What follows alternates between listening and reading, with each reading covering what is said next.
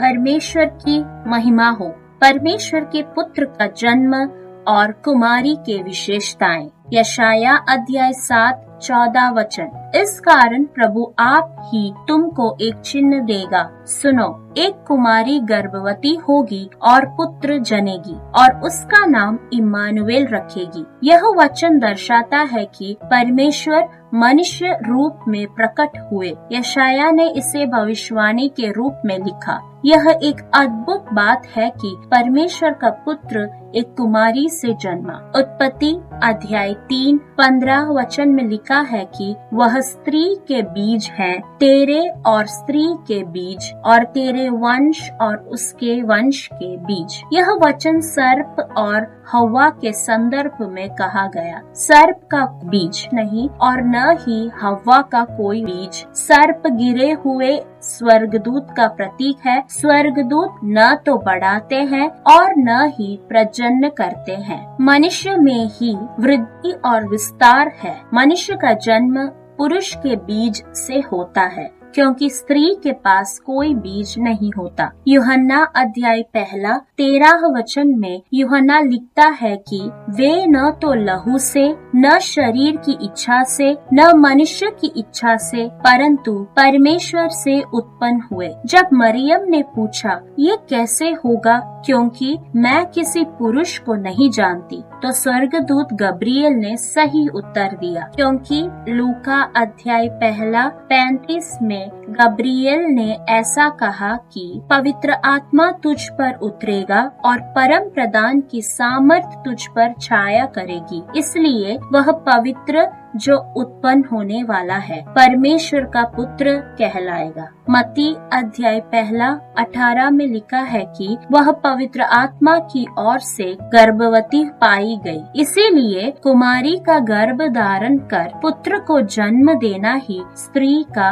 बीज है। कई ऐतिहासिक शिक्षकों ने कहा है कि उस समय अनेक कुमारियां प्रतीक्षा करती थी कि कहीं मसीही उनके द्वारा न जन्मे, परंतु पवित्र शास्त्र में ऐसा कोई प्रमाण नहीं है। कुमारी मरियम यहाँ विशेष है। लूका अध्याय 1:28 में लिखा है कि स्त्रियों में तू धन्य है। वह वही है जिसे अनुग्रह दिया गया था। गब्रिएल ने मरियम से कहा, देख तू गर्भवती होगी, पुत्र जनेगी और उसका नाम यीशु रखना। यशाया ने लिखा है कि उसका नाम इम्मानुएल होगा। इम्मानुएल मसीहा और मसीह यह यहूदियों की प्रतीक्षाएं थी, परंतु उसने इन नामों से प्रकट नहीं किया, बल्कि यीशु नाम से प्रकट हुआ। मत्ती अध्याय 1:21 में गब्रिएल ने यूसुफ से कहा, वह पुत्र जनेगी और तू उसका नाम यीशु रखना। मत्ती 1:25 में लिखा है कि और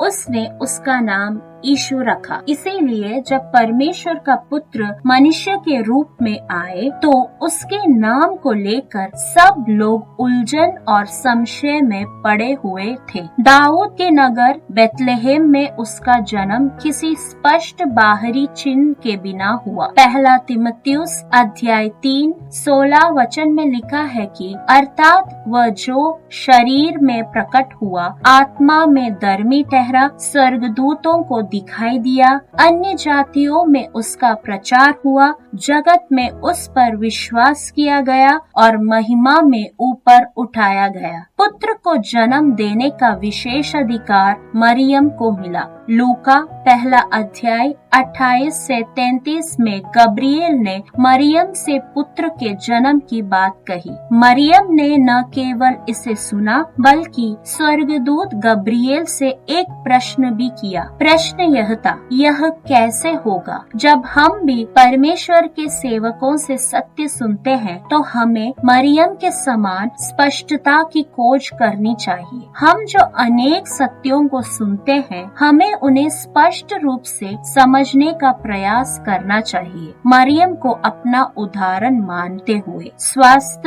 और संयमित मन ही मसीही जीवन की नींव है। पहला पत्रोस अध्याय 1 कहता है कि इस कारण अपनी अपनी बुद्धि की कमर बांधकर और सचेत रहकर उस अनुग्रह की पूरी आशा रखो जो यीशु मसीह के प्रकट होने के समय तुम्हें मिलने वाला है। यद्यपि मरियम ने परमेश्वर के पुत्र के जन्म के विषय में स्पष्टता चाही, फिर भी उसने स्वयं को प्रभु की दासी घोषित किया, बिना इस बात के कि लोग उसके बारे में क्या सोचेंगे। दासत्व का अर्थ है कि पूर्ण समर्पण। दास के लिए कोई न्याय नहीं होता। मरियम से हमें सबसे बड़ा यही पाठ सीखते हैं। चाहे अपमान, लांछन या अपशब्द क्यों न झेलने पड़े, हमें पूर्ण समर्पित रहना चाहिए। मरियम अपनी रिश्तेदार एलिजाबेथ से मिलने गई। जैसे ही उसने अभिवादन किया, एलिजाबेथ के गर्भ का शिशु उछल पड़ा और एलिजाबेथ पवित्र आत्मा से भर गई। यहाँ हम देखते हैं कि एलिजाबेथ पवित्र आत्मा से भर गई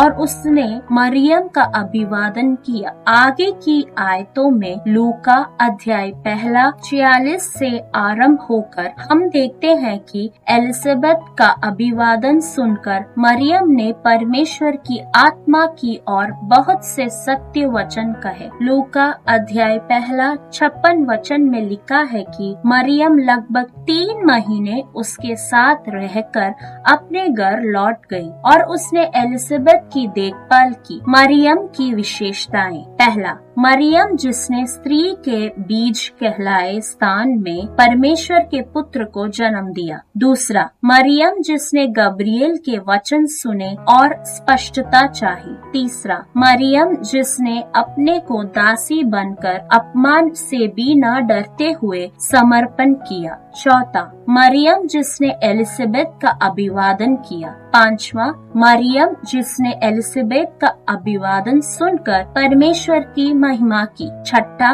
मरियम जो एलिजाबेथ के साथ 3 महीने तक रही और उसकी सेवा करती रही जब तक कि बपतिस्मा देने वाले यूहन्ना का जन्म न हुआ। उपरोक्त अनुभवों के युग मरियम के द्वारा ही परमेश्वर का पुत्र प्रकट हुआ।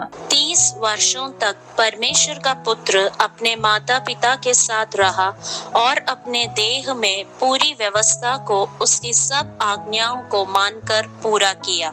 मत्ती अध्याय 5:17 में लिखा है कि यह न समझो कि मैं व्यवस्था या भविष्यवक्ताओं को लोप करने आया हूँ। लोप करने नहीं परंतु पूरा करने आया हूँ। काना का विवाह यीशु मसीह की 3.5 वर्ष की सेवकाई का प्रारंभिक चिन्ह है। उसकी सेवकाई का अंत क्रूस पर मृत्यु है। मरियम का यह वचन, वह जो कुछ तुमसे कहे वही करो, यीशु का परिचय और उसकी पहचान के रूप के कार्य करता है।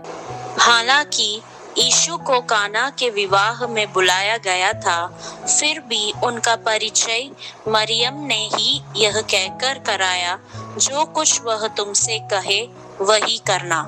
हमारी भी जिम्मेदारी है कि हम सबको यीशु से परिचित कराएं। मत्ती अध्याय 17:5 में लिखा है कि पतरस, यूहन्ना और याकूब सब ने वह आवाज सुनी जो कह रही थी कि यह मेरा प्रिय पुत्र है जिससे मैं प्रसन्न हूँ, इसकी सुनो। उसकी सुनो का अर्थ यह है कि वही करो जो वह कहता है। यह बातें हमें मरियम से विवाह भोज में सीखने को मिलता है। काना के विवाह में और क्रूस पर दोनों बार यीशु ने अपनी माता को स्त्री कहा। मत्ती 1 अध्याय 1 में लिखा है कि इब्राहिम की संतान, दाऊद की संतान, यीशु मसीह की वंशावली। परंतु स्त्री कहकर उसने अपनी सेवा में वंशावली से परे प्रकट किया। इब्रानियों अध्याय 7 3 वचन, जिसका न पिता न माता न वंशावली है, जिसके न दिनों का आदि है और न जीवन का अंत है, परंतु